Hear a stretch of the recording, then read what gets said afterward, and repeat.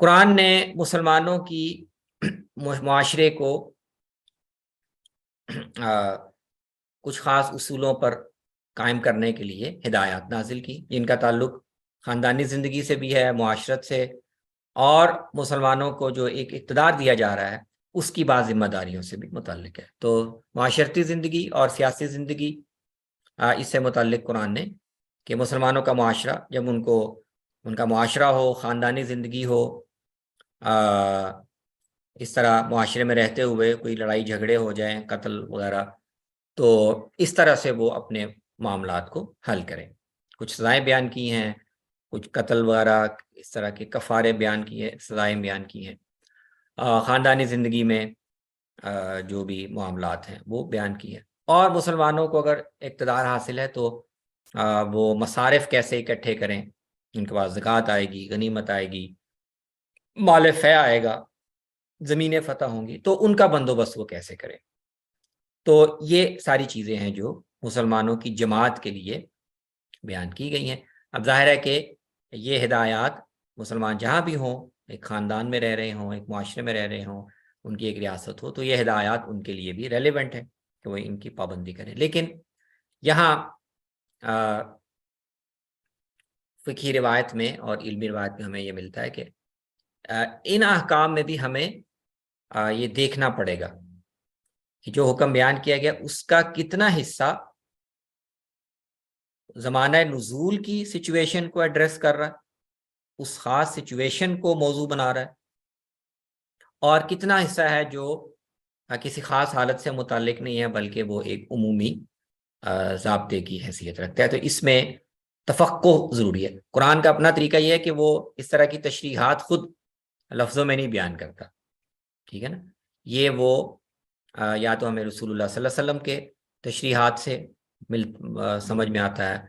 خود مجتہدین جب غور کرتے ہیں کسی حکم کی علت پر، اس کے اصول پر، تو ان کو سمجھ میں آتا ہے کہ یہ حکم اس کا اتنا حصہ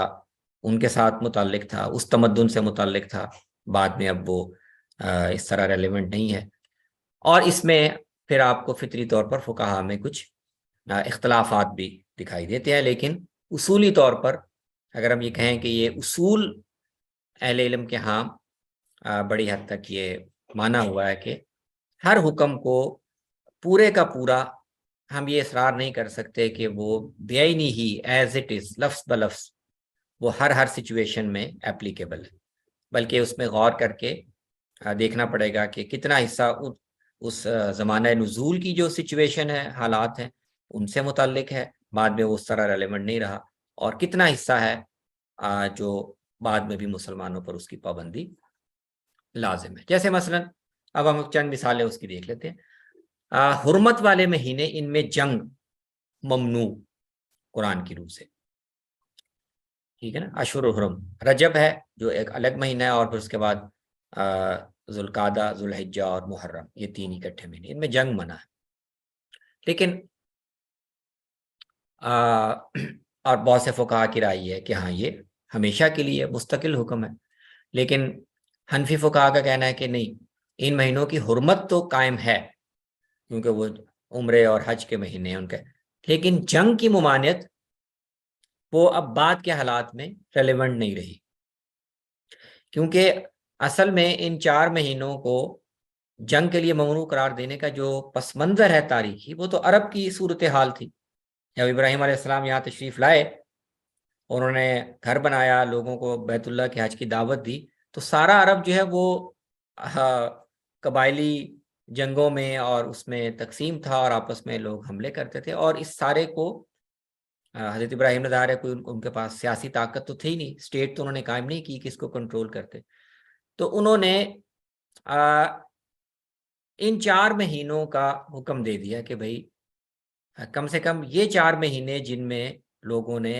سفر کر کے آ کے عمرہ کرنا ہے اور واپس جانا ہے اور حج کرنا ہے اور واپس چلے، ان میں پورے عرب میں کوئی جنگ نہیں کرے گا، تاکہ اس بیت اللہ تک آنے اور واپس جانے میں لوگوں کو کوئی خطرہ لاحق نہ ہو۔ تو حنفی فقہا نے کہا، بعض دوسرے اہل علم نے بھی، کہ جب اسلام کا غلبہ قائم ہو گیا، پورے جزیرہ عرب پر اسلام ہی ہے، اور کوئی جنگ نہیں ہو رہی اور کوئی اس میں رکاوٹ نہیں ہو رہی، تو اب مسلمانوں نے اس کے بعد جنگیں لڑی، فتوحات کی، تو وہاں تو اس کی پابندی کی کوئی ضرورت نہیں تھی اور نہ اس کی کوئی حکمت تھی کہ اب مثلا مسلمان مصر میں لڑ رہے ہیں یا ایران میں لڑ رہے ہیں یا کوئی، تو وہاں وہ حرام مہینوں میں کیوں نہ لڑیں؟ تو گویا حنفی فقہا نے کہا کہ اصل میں یہ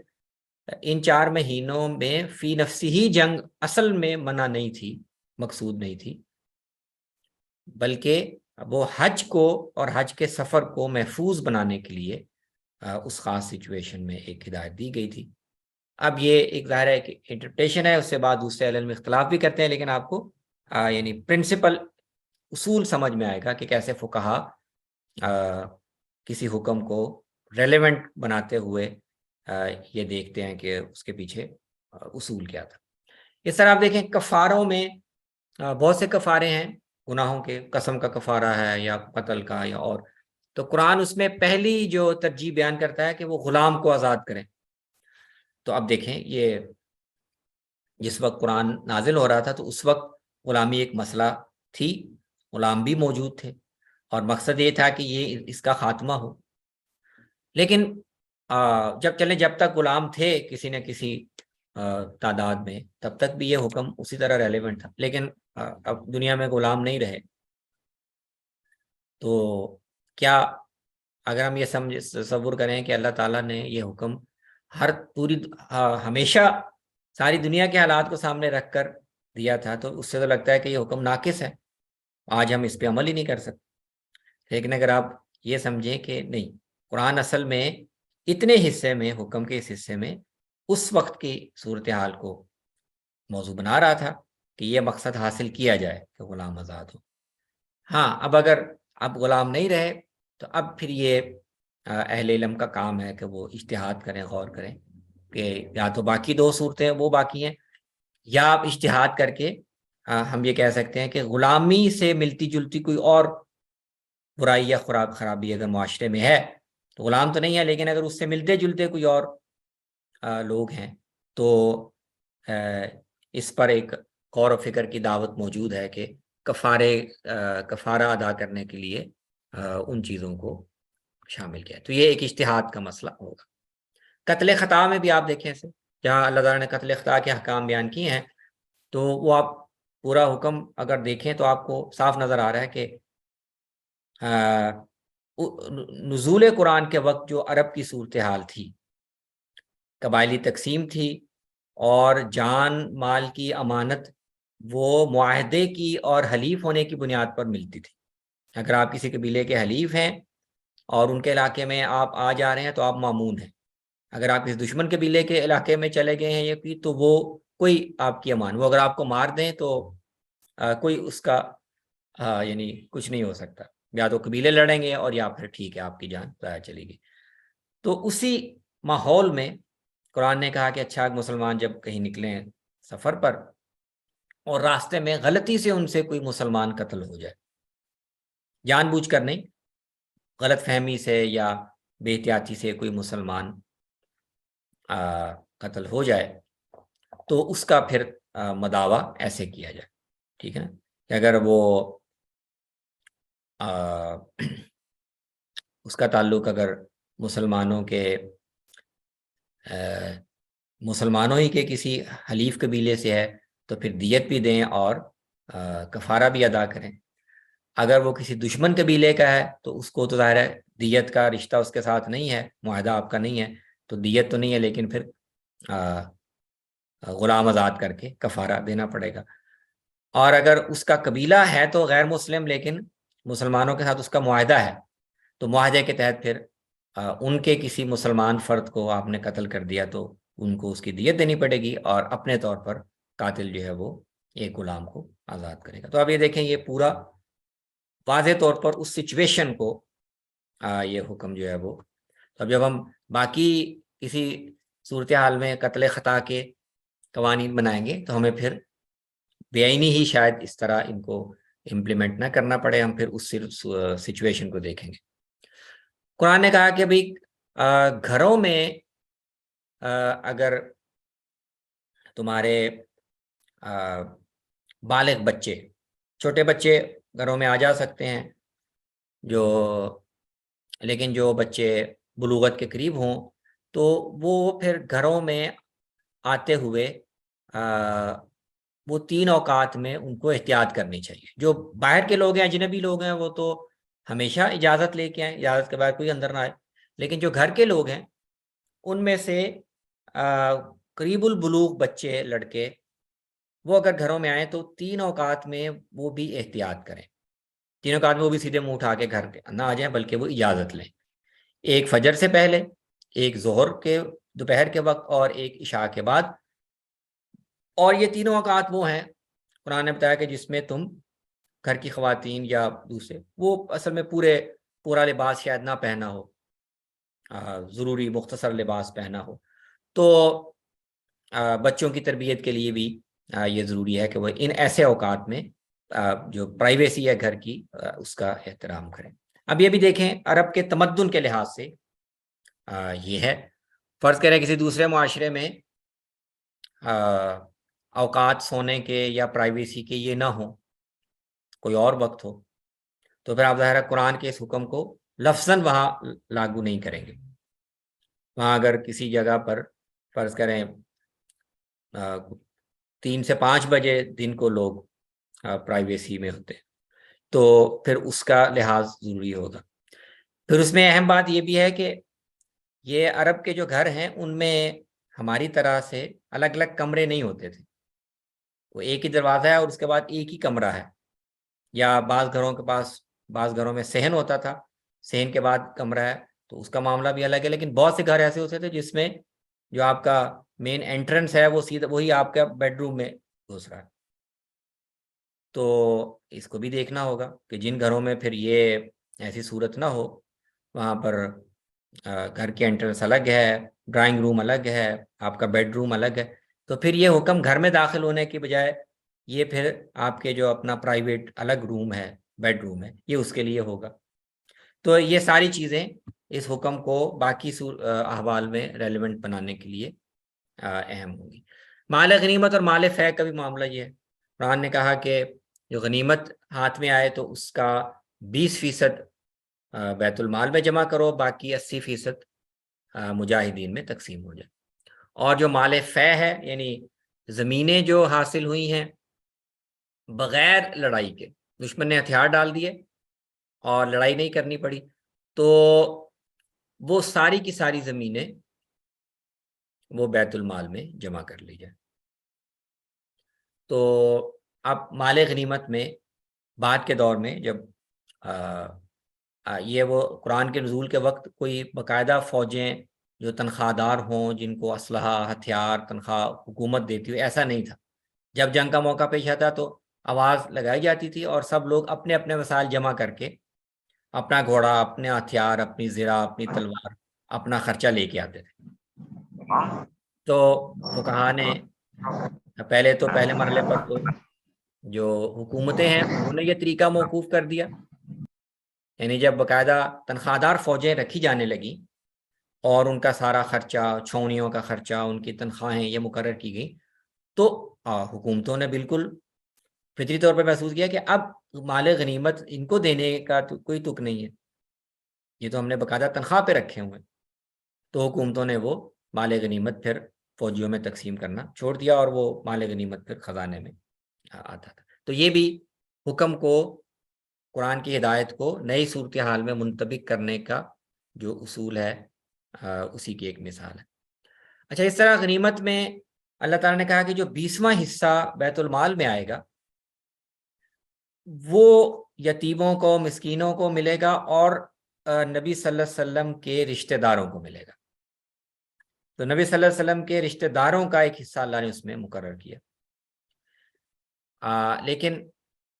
جیسے ہی کچھ وقت گزرا تو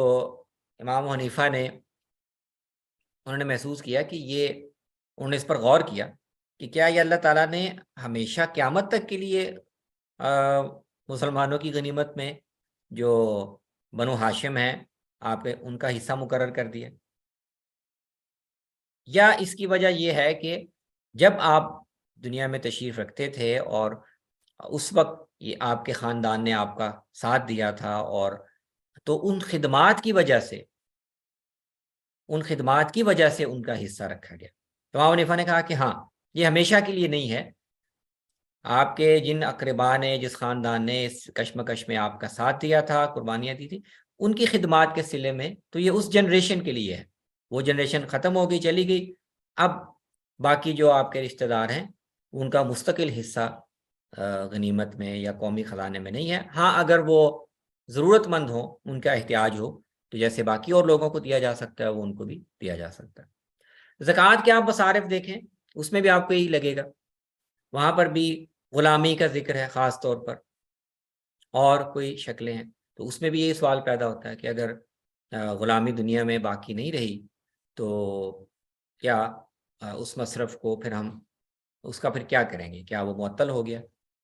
یا اس کو آگے کسی اور شکل میں بدلنے کی ضرورت ہے؟ اچھا، ایک اس میں مصرف ذکر ہوا ہے مؤلفۃ القلوب کا، ایسے مسلمان یا ایسے نو مسلم یا غیر مسلم جن کے قبول اسلام کی توقع ہو، ان کو بھی زکوٰۃ میں سے دیا جا سکتا ہے۔ تو حضرت عمر نے تو اپنے دور میں ان کا حصہ روک دیا، انہوں نے کہا کہ یہ جب مسلمان کمزور تھے سیاسی طور پر، تب مسلمانوں کے مفاد کا تقاضا تھا کہ ایسے گروہوں کو بھی دلجوئی کے لیے اور ان کی تائید حاصل کرنے کے لیے دی جائے رقم، لیکن اب ہمیں ضرورت نہیں ہے، تو انہوں نے روک دیا۔ اور امام حنیفہ، بعض حنفی فقہا نے تو اس سے یہ باقاعدہ یہ قرار دیا کہ یہ بھی منسوخ ہو گیا، مطلب یہ کہ یہ حضور کے زمانے تک تھا، اب ہمیشہ کے لیے یہ باقی نہیں رہا۔ لیکن دوسرے فقہا نے کہا کہ نہیں، اس کا تعلق بھی حالات سے ہے، اگر کسی وقت حالات کا تقاضا ہو تو اس مصرف میں اب بھی دیا جا سکتا ہے، لیکن اگر تقاضا نہ ہو تو پھر ضرورت نہیں ہے۔ اس طرح کچھ اور مثالیں ہیں، جیسے قرآن میں آپ کو لگے گا کہ قرآن کی ترغیب یہی ہے، ترجیح یہی ہے کہ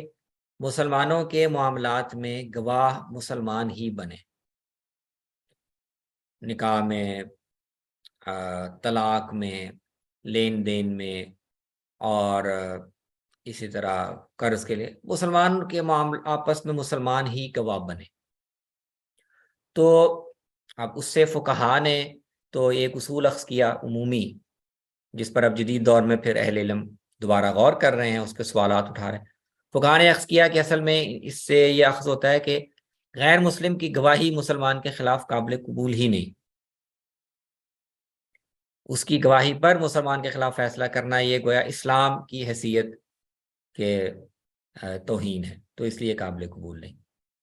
لیکن اب بہت سے علم یہ سوال اٹھاتے ہیں کہ نہیں، یہ دیکھنا چاہیے کہ کیا اس لیے اللہ تعالیٰ نے کہا کہ ان کی گواہی قابل قبول نہیں، یا اس کی وجہ یہ تھی کہ اس دور میں جس طرح کی ایک کشمکش تھی اور ایک مخاصمت تھی، تو اس میں شاید غیر مسلموں پر اس طرح اعتماد نہیں کیا جا سکتا تھا کہ وہ مسلمانوں کے اندر جھگڑا پیدا کرنے کے لیے یا تنازع پیدا کرنے کے لیے کوئی پتہ نہیں انصاف سے گواہی دیں یا نہ دیں۔ تو کیا یہ احتیاط پیش نظر تھی، یا ان کا یعنی غیر مسلم ہونا یہ بنیادی وجہ تھی؟ تو اگر وہ اس کی وجہ بد اعتمادی تھی یا ان کا معتمد نہ ہونا تھا، تو پھر اس کا مطلب یہ ہے کہ جو مسلم غیر مسلم قابل اعتماد ہوں، ان کے اور مسلمانوں کے درمیان کوئی اس طرح کی معاشرتی تفریق نہ ہو، اکٹھے رہ رہے ہوں، تو ان کی گواہی لی جا سکتی ہے۔ تو یہ یعنی اس پر کچھ گفتگو اور سوالات موجود ہیں۔ خواتین کی گواہی کا بھی ایسے معاملہ ہے۔ قرآن میں اللہ تعالیٰ نے کہا کہ لین دین کا معاملہ ہو تو اس میں ترجیحاً اپنے 2 مردوں کو گواہ بناؤ، اور اگر گواہ 2 مرد نہ ہوں تو پھر چلو عورتوں کو بھی بنا لو، لیکن پھر ایک مرد کی جگہ پہ 2 عورتوں کو گواہ بناؤ، ٹھیک ہے نا؟ ایک مرد ہو اور دوسرے مرد کی جگہ پہ 2 عورتوں کو گواہ بنا لو۔ اب اس ہدایت کی بھی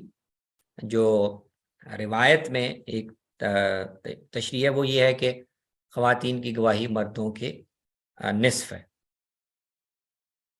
ان کی گواہی ان کے نصف ہے۔ لیکن اگر آپ دیکھیں کہ